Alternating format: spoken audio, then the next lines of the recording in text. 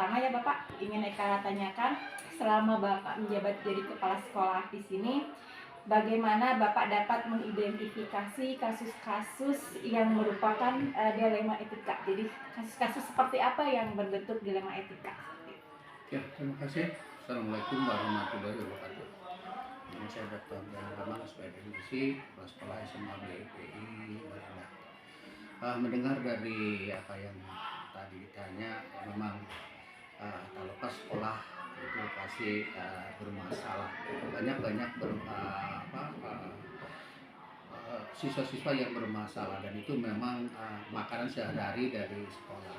Kami sebagai pucuk pimpinan sudah barang tentu tidak gegabah untuk mengambil keputusan, karena kita mempunyai standar operasional prosedural yang sudah ditetapkan oleh sekolah dan disetujui oleh pihak yayasan. Adapun masalah etika itu banyak sekali kasus-kasus yang terjadi di kita ini. Salah satunya contoh misalnya tentang kehadiran, tentang narkoba, tentang juga masalah keterlambatan dari upacara, terus juga dari tata sopan cara berpakaian, bagaimana pantasnya di sekolah, dan juga sudah barang tentu etika bagaimana menghargai seorang guru. Karena selama ini jujur aja banyak permasalahan yang terjadi yang mana ada pergeseran nilai dari tahun ke tahun, karena mungkin dulu waktu saya kecil namanya sekolah tuh sudah barang tentu menghargai totalitas pada guru. Namun anak sekarang tuh luar biasa. Sekarang tulisan nilai yang mungkin menggambarkan yang sudah tidak pantas lagi anak-anak untuk melakukan itu semua. Itu mungkin yang saya tangkap. Benar sekali Pak, kalau zaman kita dulu takut ya Pak ke guru ya, tapi kalau anak sekarang mah ketemu guru juga nih kayak bestie ya Pak. Kayak keren. Berarti Bapak selain anak-anak yang menghadapkan Bapak untuk keputusan yang berbenturan dengan dilematika, kalau untuk guru-gurunya sendiri ada nggak Pak permasalahan tersebut? Nah, sudah barang tentulah siswa juga bermasalah, juga guru juga pasti ada. Ya mungkin kalau lihat dari guru itu kan bisa jadi permasalahan yang terjadi dari cara dia mengajar. Seperti contoh standar operasional kita, guru dilarang terlambat masuk sekolah. Akhirnya guru itu terlambat, dan biasanya kalau siswa yang terlambat itu guru mengatakan bahwa Anda belajar di luar dan sebagainya. Itu yang terjadi itu. Namun karena ini guru juga terlambat, otomatis ada suatu ekspresi dari anak-anak kalau misalnya guru itu terlambat. Ekspresinya apa? Memang nggak langsung ke gurunya, tapi dia menuliskan suatu ekspresi di pintu masuknya. Pintu masuk kelas gitu ya Pak? Kelas. Di situ ada tulisan spidol yang permanen yang mengatakan guru terlambat tidak boleh datang atau masuk ke sekolah. Luar biasa. Dan itulah yang mungkin katakan jangan guru jangan terlalu mendoktrin siswa terus, tapi guru pun harus bisa apresiasi apa yang dimiliki itu sendiri. Dan ini memang bukan di sekolah kami aja, mungkin kami pun ada yang disebut dengan musyawarah kerja kepala sekolah atau MKKS juga sama. Hampir semua negeri swasta pun hampir sama, hanya mungkin kalau beda different lah antara negeri dengan swasta. Kalau negeri mungkin ada sedikit peraturannya luar biasa, sedangkan di swasta kan itu luar biasa. Jadi itu yang terjadi. Jadi nggak aneh kalau masalah etika di siswa itu akan terjadi, di guru pun akan sama, termasuk juga pengkelompokan dari guru itu sendiri di kelompok, misalnya kelompok A, kelompok B, itu yang terjadi. Karena sebelum saya kepala sekolah di SMA, saya juga kepala sekolah di SMK, terjadi juga ternyata beda sekolah, institusi yang satu sederajat SLPA itu akan terjadi. Dari itu tidak aneh menurut saya. Hanya mungkin kita latih kepada SOP aja, standar operasional prosedur yang kita lakukan itu aja, dan itu semuanya mereka harus lakukan, baik oleh guru, siswa, termasuk juga kepala sekolah gitu. Termasuk saya juga wajar lah Misalnya saya mungkin dari rumah itu ke sekolah sekitar setengah jam, tapi pada sesuatu ada gejala alam, banjir sebagainya, saya terlambat. Atas pada saat jam 7.00 di sekolah kami itu gerbang ditutup. Terlepas dia ke sekolah gimana itu harus Tutup ya, ditutup. Pak, ya? Termasuk saya juga terlambat, makanya saya juga merasa ini juga ya. Akhirnya kita harus ngikutin ya. Akhirnya saya keluar, tunggu nanti jam 7.20 masuk ya. Kami pun menunggu di luar. Ya itu yang harus kita ingat. Sedikitnya murid pembelajaran baik guru, ada siswa, dan kita sekolah sendiri. Contoh ya Pak ya, Iya, iya. sebagai pemimpin mau Iya, benar-benar mencontohkan Pak ya. Oke. Oke, pertanyaan selanjutnya sih Pak.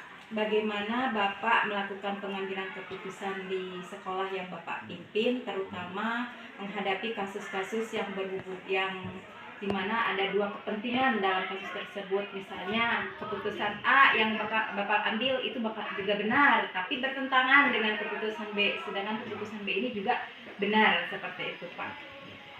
Oke, terima kasih. Memang di dunia terlepas dari siang malam, habis siang malam, terus istilahnya laki semua pasti berpasangan.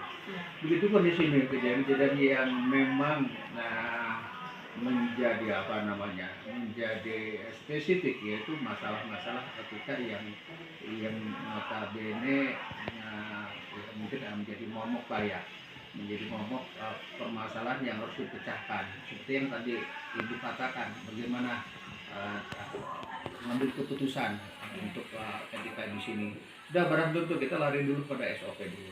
SOP itu yang paling dominan. Standar ya Pak. Ya, karena itu harus disetujui semua. Itu harus ditandatangani oleh semua juga, dan harus diatur semua. Nah, adapun kebijakan lain di luar itu, ya kami harus juga mengumpulkan semua stakeholder dan yang berhubungan dengan masalah ini. Bagaimana? Gitu. Walaupun memang jujur aja, ini keputusan tidak bisa digugat karena pada prinsipnya ini udah ada keputusan bersama. Tapi namanya hukum manusia pasti dilanggar oleh manusia lagi. Ya, beda dengan hukum dari Allah, itu udah mutlak. Kalau namanya keputusan atau hukum dari manusia atau hukum buatan manusia pasti dilanggarnya juga oleh manusia. Nah, karena kita istilahnya orang Asia Timur itu masih ada hukum masyarakat ya, atau misalnya hukum adat yang bisa juga bisa membantu dari eksekusi yang sudah terjadi. Jadi gini, keputusan yang saya ambil, kita musyawarahkan dulu. Musyawarahkan dulu dengan guru yang kompeten masalah kita yang itu. Kalau memang itu keputusan itu memang harus menjatuhkan, terlepas itu istilahnya itu anak itu pun misalnya bermasalah tapi dia punya dedikasi kepada sekolah, kalau memang itu harus dijatuhkan, ya kita terima. Karena nggak mungkin kami sebagai pemimpin itu ada otoritas. Saya nggak mau dikatakan otoritas oleh pemimpin. Kita musyawarahkan dulu bagaimana nih. Adapun misalnya melanggar tapi itu untuk keputusan bersama, why not? Kita laksanakan aja. Jadi intinya, adapun misalnya ini udah pasti bahwa ini anak ini, tapi kami pun melihat sisi lain, sisi baik dari anak itu sendiri. Nggak bisa istilahnya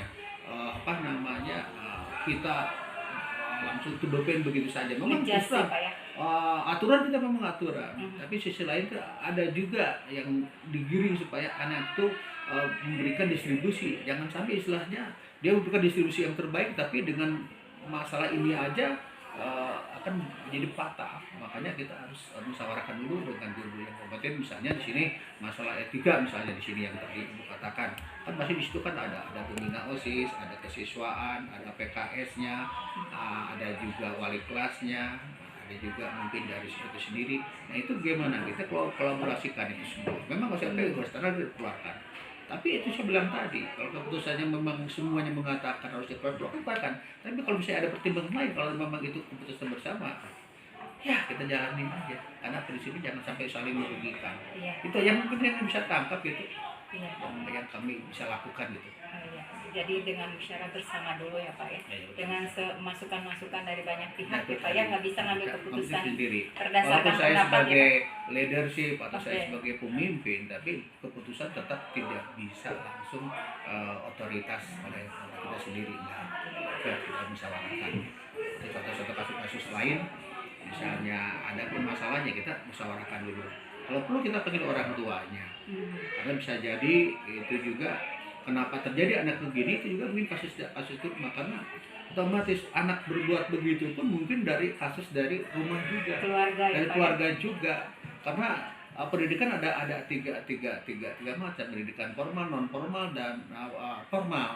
Nah disinilah yang paling dominan sebenarnya pendidikan informal atau pendidikan di keluarga itu yang paling dominan. Kalau di pendidikan informal udah dikatakan udah broken, udah jelas pasti rembat kepada sekolah. Kami sebagai sini pendidik otomatis tidak bisa mengetahui itu semua, walaupun itu hak prerogatif dari orang tua, tapi orang tua juga harus bisa memahami, jangan sampai ada pemaksaan kehendak. Contoh misalnya kasus-kasus yang terjadi. Misalnya anak ini dari fisiotes dia harus masuk IPS, tapi karena ngotot orang tua ini memasukkan istilahnya ke IPA dengan dasar dia mau masuk ke akpol dan sebagainya, oke, kita pun bisa lah kita sharing dengan orang tua dengan syarat perjanjian. Tapi jangan sampai istilahnya udah dimasukkan ke jurusan IPA tapi terjadi apa-apa pada anak itu, konsekuensi dari orang itu sendiri. Namun yang terjadi yaitu tadi, karena memang anaknya memang spesialnya di IPS, kehendak dari orang tua IPA, akhirnya gimana? Ada istilahnya fantasi yang dia lakukan, jadi dia tidur itulah Tidak bersemangat ya Pak ya. Karena memang dari tes fisiotes juga memang harusnya jurusan IPS, itu yang terjadi. Nah inilah pendidikan kita ini. Nah inilah potret pendidikan di kita. Betul. Di Indonesia Pak ya. Oke Bapak, selanjutnya langkah-langkah atau prosedur seperti apa yang biasanya Bapak lakukan selama ini? Untuk apa nih? Untuk mengambil keputusan. Mengambil keputusan itu tadi. Yang pertama ya jelas lah kita SOP yang sudah pasti dan episode ini. Keduanya sebenarnya tadi lah kita mengumpulkan dulu permasalahan yang terjadi, apa aja yang terjadi di kita tuh. Bagaimana ini gitu. Walaupun memang SOP jujur aja lah.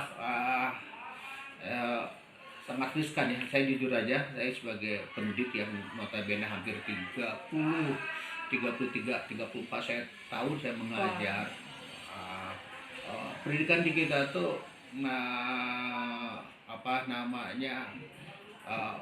lihat dari cara belajar anaknya, respon anaknya itu sangat minimal. Malahan lihat dari PISA itu, supaya PISA itu paling merosot di Indonesia. Mengapa? Karena di sini ada beberapa faktor yang mempengaruhi itu semua. Pertama yaitu tadi ada istilahnya ya maaf aja saya ngomong begini, ini memang kenyataan. Anak ini memang udah nggak naik di satu institusi ini, langsung pindah lagi itu sudah naik. Makanya hebat banget gitu. Kalau luar negeri nggak ada punishment, tapi ada konsekuensi. Dimana kalau memang dia tidak memenuhi syarat dari SKS, karena sistem SKS di sana tuh ya udah kemanapun dia pindah nggak bisa. Kalau di kita tuh lain gitu. Yang saya maaf ya, yang saya tahu, kalau di sini nggak naik pindah lagi akan makin hebat pendidikan Indonesia tuh. Ya juga cara belajarnya anak-anak tuh saya perhatiin, saya ngomong ke anak-anak, kira-kira Anda membaca malam itu mereka semua mengatakan tidak. Jadi bagaimana belajarnya? Yaitu tadi mereka punya HP tapi tidak dibaca sebagai dia hanya buka-buka HP. Inilah dinamika pendidikan yang terjadi di kita. Akibatnya efeknya ke semua segi elemen yang terjadi yang tidak bisa kita cegah. Yang saya rasakan begitu. Betul Pak, betul. Semakin kesini malah asa dipermudah ya Pak ya. Misalnya nggak naik di sini bisa pindah ke. Ada masalah itu juga, masalah tugas juga. Mereka kita diberikan ini sulit, diberikan itu sulit. Sedangkan kita udah memenuhi pada deadline. Contoh misalnya rapat pleno, mau tidak mau kasih tugas aja, hanya tugas yang menulis dan sebagainya. Padahal bukan itu yang kami inginkan tuh. Tapi nggak ada lagi daya upaya yang kita bisa lakukan, ya itu yang bisa kita lakukan. Oke Bapak, selanjutnya hal-hal apa saja yang selama ini Bapak anggap efektif dalam pengambilan keputusan pada kasus-kasus yang seperti dilema etika tadi? Ya justru itu saya nggak bicara tertib dan bagaimana ya, tapi mungkin efek jerah ya mungkin ya, ya untuk etika yaitu tadi gitu. Ya, kita mengadakan dulu sosialisasi kepada orang tua supaya orang tua paham, karena selama ini setiap kita mengambil keputusan kadang-kadang orang tua nggak terima, termasuk tadi dalam hal kenaikan pasti nggak terima. Padahal kita memanggil orang tua itu masuk supaya jangan usaha preventif, tapi persepsi orang tua kalau misalnya kita dipanggil oleh sekolah itu punya persepsi anaknya tuh udah neko-neko tuh macam-macam lah pikiran di benaknya, padahal sebenarnya untuk usaha preventif jangan sampai terjadi. Contoh misal masalah kesiangan itu, kalau misalnya di sekolah kami ini sampai 3 kali, makanya kita manggil orang tua supaya dia paham dan mereka mengerti kalau kita mengambil tindakan. Nah setelah nanti kita udah ketemu dengan orang tua dan orang tua menyatakan, apalagi orang tua udah udah menandatangani di atas materai, ya, biasanya itu pada saat momen pembelajaran baru. Nah kalau memang udah kuat dan mereka udah merasakan memang harus begitu, itu sangat luar biasa, itu bisa diterapkan, itu bisa efektif sebenarnya dengan penerapan gitu, dengan menghadirkan orang tua dan orang tua yang bertangan dengan surat perjanjian itu sudah merasa menurut saya efektif. Namun kembali lagi gitu, kadang-kadang orang tua orang tua di kita itu kadang-kadang perjanjian, tapi kadang-kadang dia melanggarnya juga. Nah ini gitu, yang terjadi tuh gitu. Apakah dia nggak tahu, apa pura-pura dia nggak tahu gitu. Nah itu yang terjadi itu. Dan memang terus terang jujur aja, saya merasa juga intervensi orang tua kepada sekolah itu sangat luar biasa. Jadi banyak permasalahan yang terjadi di negara kita, khususnya di pendidikan. Sebagai contoh aja masalah PPDB. Masalah PPDB ini memang jujur aja yang saya tahu, yang saya tangkap tuh memang situ udah sistematik ya untuk bagaimana. Tapi kenapa gitu? Banyak orang titipan di luar itu yang bisa tembus. Nah jadi harus bagaimana? Nah ini yang tapi saya nggak akan sampai sejauh itulah, karena itu ranah kepala sekolah lain. Tapi yang saya tangkap itu jadi begitu. Jadi gimana mau efektif di kita itu. Contohnya misalnya sekarang bisa kita yang terpuruk, apakah dengan kurikulum 13 dengan kurikulum Merdeka ini untuk berdampak ke semua. Tapi setelah itu kan tahun 2000 berapa mulai ininya, tahun 2010 sampai itu yang paling terpuruk. Apakah pemerintah terlambat dalam menganalisis, makanya adanya kurikulum 13 lah yang biaya begitu banyak, pantas ada kurikulum Merdeka. Apalagi maaf kata gitu. Apakah bisa terjadi lagi ada perubahan lagi? Karena sebentar lagi kita ganti kurikulum lagi, ada pemilu pemilihan presiden dan wakil presiden, ada pembentukan menteri juga. Menteri baru, apakah dengan menteri baru ini juga mungkin diganti lagi kurikulumnya? Ini dilema bagi kami di lapangan. Namun kami sebagai kepala sekolah ya kita terima, kita legowo apapun keputusan dari pemerintah ya kita ikuti. Adapun di lapangan bagaimana ya itu tadi saya bilang, namanya prajurit pasti kalau maju, kalau mundur pasti. Betul Pak. Oke Bapak, hal-hal apa saja yang merupakan tantangan dalam pengambilan keputusan tersebut? Masalah tantangan tuh kadang-kadang masih ini juga ya, masih dikatakan masih labil juga ya. Kalau menurut saya itu tantangan yang kita hal-hal yang merupakan tantangan dalam Bapak mengambil keputusan. Kadang-kadang kalau dari segi segi institusi oke lah gitu, ya kita harus ngikutin. Tapi di sisi lain pun humanis kemanusiaan pun juga harus laksanakan.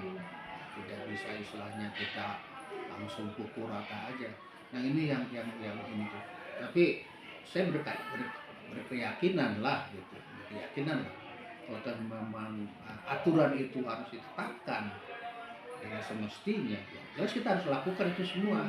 Karena kalau misalnya itu aturan kita langgar, justru akan berdampak nantinya. Memang aturan SOP itu harus dilaksanakan, harus dilaksanakan, tidak bisa ini gitu.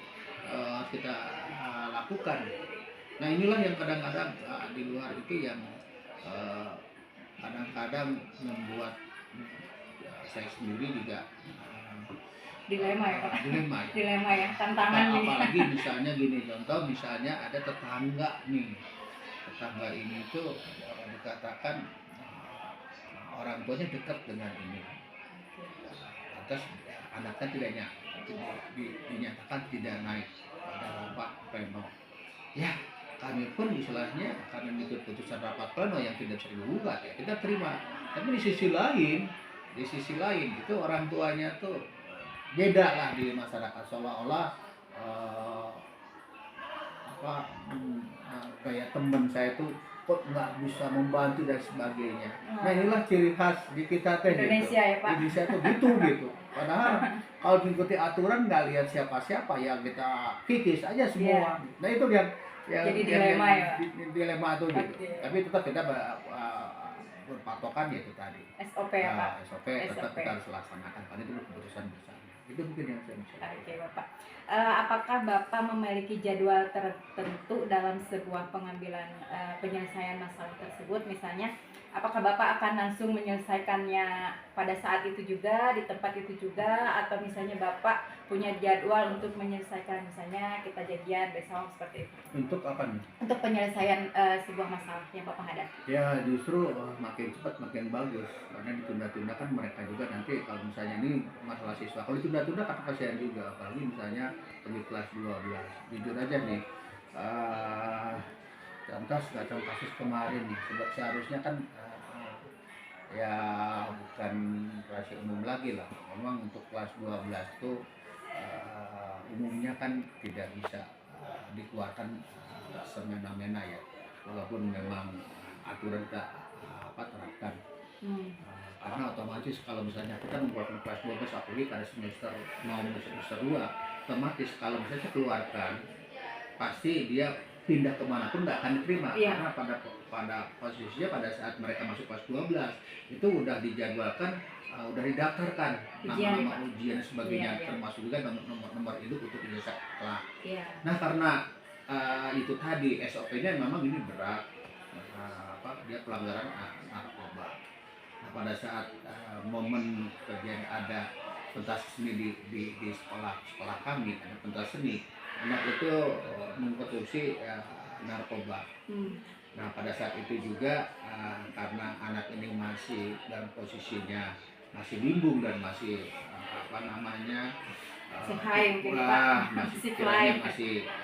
masih ode lah gitu, masuk ini otomatis mungkin besoknya saya dengan orang tua, tapi tetap kita akan mengeluarkan. Jadi ada pada saat kita momen saat itu kita keputusan kita buat, ada juga satu hari karena kami pun harus memanggil orang tua. Kadang-kadang kita memanggil orang tua kan nggak langsung mereka datang, kadang-kadang dia bekerja atau ibunya bekerja. Jadi pada saat kita manggil nunggu waktu jeda, jadi nggak bisa langsung kita mencas hari itu juga.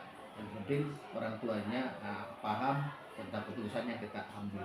Berarti harus dijadwalkan ya Pak ya. Alhamdulillah kemarin pun yang memang kalau menurut humanis secara pribadi saya kasihan juga mengeluarkan kelas 12 kemarin, ya nggak bohong nih, kemarin kita keluarkan kelas 12 yang mana otomatis mereka tidak bisa melanjutkan kemana-mana karena memang sudah terjadwal di sana dan tidak bisa pindah. Dan justru kalau dia pindah juga diterima oleh sekolah yang bersangkutan bisa akan jadi masalah jadinya. Walaupun memang secara humanis, secara kemanusiaan memang saya kasihan, sedih juga, apalagi anak ini. Nah kalau lihat kalau oleh saya itu memang baik, tapi mungkin pergaulan di luarnya ini yang luar biasa, yang orang tua yang belum tahu. Nah inilah maka saya pesan pada orang tua, jangan percaya pada anak-anak sekarang. Untuk PPS gimana, langsung aja komunikasi. Sekarang udah sudah banyak, jadi jangan langsung percayakan karena bisa digunakan oleh anak-anak itu sendiri. Yang banyak kasus-kasus yang terjadi di kami di sekolah-sekolah kita, di sekolah saya itu. Contoh misalnya orang tuanya terus membela anaknya, membela anaknya bahwa anaknya tuh rajin sembahyang, suka tahajud dan sebagainya. Anak perempuan, kenapa dia hamil? Oh, Nah itu tadi eh, orang tua terlalu percaya apa yang dikatakan oleh anaknya Iya. dibandingkan mereka ke gurunya. Nah ini yang terjadi, yang potret ketika di kita tuh mereka tuh lebih percaya omongan dari anaknya daripada gurunya. Karena Iya, kan betul, betul. persepsi orang tua yang memang ya nggak tahu apakah dua notabene dia juga dulunya nggak sekolah gitu, Hmm. ke gurunya tuh lain, malahan sampai ada ucapan kata-kata, wah ini mah katanya gurunya etik pada anak saya. Seharusnya jangan begitu. Oh, iya. Ya, kalau zaman dulu kita mah tahun 60-an, waduh nggak bisa gitu. Keputusan guru Nurut udah aja ya, bulat. Pak. Tapi Nurut. sekarang tuh malahan orang tua tuh bisa mencak-mencak ke guru. Betul, Saya nggak betul. tahu persis. Namun ini yang terjadi di kita. Di Republik Indonesia tuh gini, kadang-kadang tua bisa mencak-mencak, bisa marah-marah. Waktu kasus kejadian kemarin anaknya memang anaknya sekolah di kita. Kebetulan bapaknya kenal dengan saya, titipin. Oh, Tapi anaknya memang nggak naik, lantas bapaknya mencak-mencak, nendang istilahnya, nendang pintu, nendang apa sampai kaca, pecah, dipukul gimana. Ini yang terjadi kita. Jadi harus dibawa kemana nih pendidikan kita kalau orang tuanya intervensi pada sekolah. Betul. Yang terjadi, inilah konflik yang terjadi di sekolah-sekolah. oke Bapak. Ada nggak Pak seseorang atau faktor-faktor apa yang selama ini mempermudah atau yang bisa membantu Bapak dalam mengambil keputusan? Misalnya rekan atau faktor-faktor lain yang bisa membantu Bapak dalam mengambil keputusan? Ya sudah barang tentu kami di sini ada, kalau di SMA tuh ada 4 ya, PKH itu teman sekolah Pasek, ada humas, ada kurikulum, ada psikologi dan psikologi saya misalnya nggak ada, otomatis ini dipercayakan. Dan ini alhamdulillah bisa membantu saya kalau memang saya ada rapat MKKS satu hari atau misalnya ada apa. Nah inilah mereka, dan alhamdulillah kalau saya sebagai pimpinan, saya tuh semua mandat atau semua saya pasrahkan kepada masing-masing sesuai dengan job desk-nya. Mereka kasih wewenang penuh karena selama ini masih ada otoritas dari kepala sekolah. Jadi sekolah itu tunggu kepala sekolah. Kalau saya enggak. Kalau memang itu keputusan yang terbaik menurut wakil saya dan itu dibuktikan dengan ada dokumen ataupun alat bukti yang itu, ya udah kita udah ini. Tapi selama ini masih ada juga yang keputusan tunggu katanya kepala sekolah karena kepala sekolah ini. Kalau saya mah enggak, saya pasrahkan semuanya sesuai dengan job desk-nya aja. Karena mereka kasih wewenang dalam artian supaya mereka juga ada rasa tanggung jawabnya. Karena kalau nggak begitu otomatis sekolah nggak akan berkembang. Karena dalam suatu organisasi itu masalah kritis bagaimana itu harus ada dan itu harus terjadi. Kalau misalnya suatu organisasi nggak ada kritikan bagaimana, ya akan hebat sekolah tersebut. Contoh misalnya tiap tahun alhamdulillah semenjak saya jadi kepala sekolah di sini, alhamdulillah ada perubahan yang signifikan yang luar biasa dari aku sendiri. Mengapa? Kasih kepercayaan penuh sama ininya, sama gurunya. Kalau memang dia guru eskul ya guru eskul, kalau dia memang dia wali kelas ya wali kelas, kalau memang dia sebagai pembina OSIS ya pembina OSIS. Alhamdulillah ada perubahan yang signifikan. Dan setelah saya selusuri, saya ada sosialisasi kepada orang tua, karena orang tua mengerti itu ada perubahan yang luar biasa. Dari 4 tahun terakhir ini ada perubahan dan alhamdulillah alumni kita, output kita tuh luar biasa sampai masuk perguruan tinggi yang berbranded lah, misalnya kayak semacam ITB, semacam ITB UI, semua udah ini, semua universitas Indonesia hampir semua dimasuki oleh alumni kita. Mengapa kok sampai terjadi begini? Itu saya tuh memberikan kepercayaan penuh pada pembantu saya. Akhirnya saya tuh nggak usah lagi repot-repot lagi, udah kasih penuh udah lagi. Mereka melaksanakan itu semua sesuai dengan SOP juga mereka, sesuai dengan job desk mereka semua, sehingga mereka udah merasa enjoy, nggak merasa tertekan mereka dengan adanya saya memberikan gitu. Dan alhamdulillah gitu terbukti kemarin aja, alhamdulillah setelah kami walaupun kita sekolah kita buka aja kita swasta, kemarin kita juara kedua dari cerdas cermat kimia gitu di Polban, dan itu bisa mengalahkan SMA 11, SMA 7, SMA yang dikatakan yang luar biasa. Padahal kita sekolah pinggiran. Ternyata dengan diberikan anak-anak keleluasan untuk belajar dekat dengan guru dalam artian mereka bisa bekerja sama dan sebagainya, dan juga ada semacam care lah guru dengan siswa, insya Allah anak juga merasa merasa apa namanya, merasa merangsang untuk belajar. Dan itu yang kami harapkan dari juga. Jangan istilahnya jutek yang punya satu Betul, dua betul. ini sebagainya. Dan Betul. itulah yang modal yang ada di sekolah kami, sehingga kami merasa nyaman dengan kehebatan guru-guru. Kan guru-guru kami memang muda-muda semua, tapi alhamdulillah luar biasa bisa Luar mencapai biasa. semua. Dan alhamdulillah kemarin juga kita empat empat tahun ini saya pegang tuh, alhamdulillah kami membuat suatu apresiasi seni, yang mana apresiasi ini ya, maaf ya, ini kita bisa menggelontorkan 90 juta, padahal siswa itu sendiri yang cari uang. Kami sebagai guru belum tentu bisa mendapatkan Betul, betul. 90 juta, tapi ini luar biasa, kayak tabung sampai 20 juta kita mengundang artis dan sebagainya. Mengapa? Karena semua ekspresi siswa itu semua ditampung. Iya. Guru pun harus menerima apa yang keinginan dari siswa itu. Akhirnya dengan adanya kebebasan dalam arti tanda kutip, artinya dia bisa berekspresi, Iya. itu juga sedikitnya akan menambah wawasan pada mereka nyaman. Karena sekolah hebat itu bukan dari gurunya yang hebat aja, tapi dari Sesuai, Pak. outputnya Betul. setelah keluar dari sekolah kita ini kemana. Betul. Karena di masyarakat itu akan viral. Betul. Wah, inilah sekolah yang Mbak Ani. Contoh aja kemarin ada dari Makassar, dari Makassar mau pindah ke sini, padahal sekolah lain ada di sekitar kita juga, 5 meter 10 meter juga ada sekolah. Kenapa ke sini? Saya nggak akan ngomong panjang lebar, mereka yang ngomong. Wah, kamu Oke, ya, Pak. disiplin. Mereka mengatakan sekolah kami disiplin. Makanya alhamdulillah yayasan juga membuatlah slogan komit to disiplin di sekolah kami. Oke, pertanyaan terakhir, Pak. Pembelajaran apa yang bisa Bapak dapat dari pengalaman Bapak mengambil keputusan terhadap kasus-kasus Ya tersebut? itu tadi lah, bahwa pengalaman yang sangat berharga, yaitu dari, karena istilahkan semua kejadian-kejadian itu adalah maha guru. Betul, betul. Ya, semua kejadian yang kita adalah maha guru. Dan alhamdulillah saya sudah bekerja sini hampir 30 Wah, luar biasa, Pak. 34 tahun, jadi tahu persis asam garamnya jadi guru tuh. Jadi segala sesuatunya tidak bisa dilihat dari satu kacamata atau sudut pandang aja, tapi harus beberapa sudut pandang supaya kita tahu persis apa sih permasalahan yang terjadi itu. Betul. Contoh bisa siswanya bermasalah itu tidak bisa sudut pandang karena dia nggak responsif, nggak pas respon pada gurunya. Mungkin di belakang itu ada apa. Jadi justru itulah dengan banyak kejadian akan pengalaman untuk saya jadi mudah untuk mengantisipasi kalau terjadi permasalahan lagi.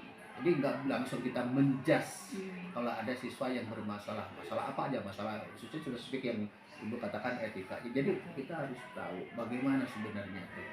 Karena di kita pun berkesinambungan, nggak hanya satu sisi aja, tapi mungkin di luar itu juga ada. Apakah dia ada masalah di keluarga, apakah dia ada masalah dengan temannya, apakah dia masalah dengan, maaf kata, kalau dia ada komunitasnya, apakah dengan gurunya dan sebagainya. Itu kita harus lihat dari beberapa masalah ini. Kita kolaborasikan apa yang terjadi dan apa yang harus kita ambil keputusan. Dan itulah yang menjadi modal saya itu untuk bisa menjawab semua permasalahan yang terjadi khususnya di sekolah, khususnya yang kita sebut tentang etika tersebut. Iya, betul. Bapak luar biasa sekali. Kepemimpinannya selama 30 tahun beranjak dari guru berarti ya, Pak, dari guru kemudian naik ya. Mungkin pengalaman saya yang paling ini, mungkin baik di SMA ataupun di SMK, mungkin saya kuliah yang paling lama. Saya mulai dari D3, D3, S1, S2, D3 ya, D3, S1, S2, S3. Mungkin kalau ada lagi sekolah lain saya akan temu lagi. Tapi pernah saya sampai ya sedikit terjadi konflik gitu, walaupun nggak ini. Sampai istri saya mengatakan, kayaknya kamu kalau ada S7 sekolah terus kayaknya. Nggak apa-apa kan, Pak, menimba ilmu terus. Itu tadi yang namanya belajar tuh nggak akan sampai ini. Selagi dia masih hidup, kita belajar. Insya Allah lah, saya pun sama ya. Kalau memang ada yang perlu bantuan dari teman lain yang sama saya juga suka share. Dan inilah yang modal jadi untuk kedepannya bagi saya. Oke. bagaimana untuk mengembangkan sekolah sekarang udah bisa gitu. Alhamdulillah. Dibandingkan anak-anak muda yang hanya emosi aja dibandingkan Betul emosi. betul iya Bapak. Bapak refleksi untuk wawancara kita hari ini, berarti Bapak dalam mengambil keputusan itu yang kadang dihadapkan pada dilema etika itu, satu berarti berpegang pada SOP ya Pak ya, Iya, SOP, kemudian musyawarah, tidak melibatkan emosi pribadi ya Pak.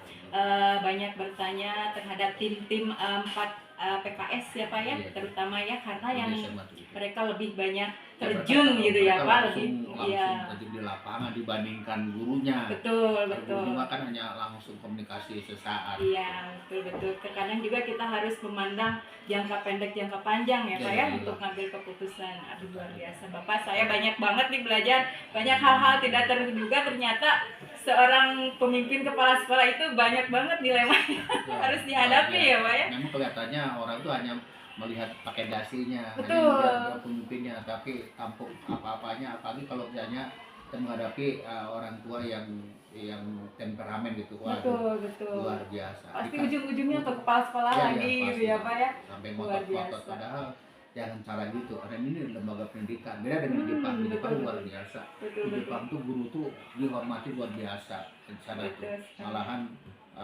dibandingkan dengan yang lain tuh guru tuh paling mulia di apa ya, paling berharga di Jepang. Kalau di Iya. kita tuh justru guru tuh seolah nggak ada apa-apa. Betul, gajinya paling dikit loh ya. Itu tadi. Ya, mudah-mudahan sih ada. Luar biasa. Peningkatan gurunya tuh harus ditambah lagi ya. Betul. Kita yang paling murah, guru yang paling murah kita tuh di dunia tuh kita. Indonesia ya Pak. Aduh ini hal yang tidak terduga.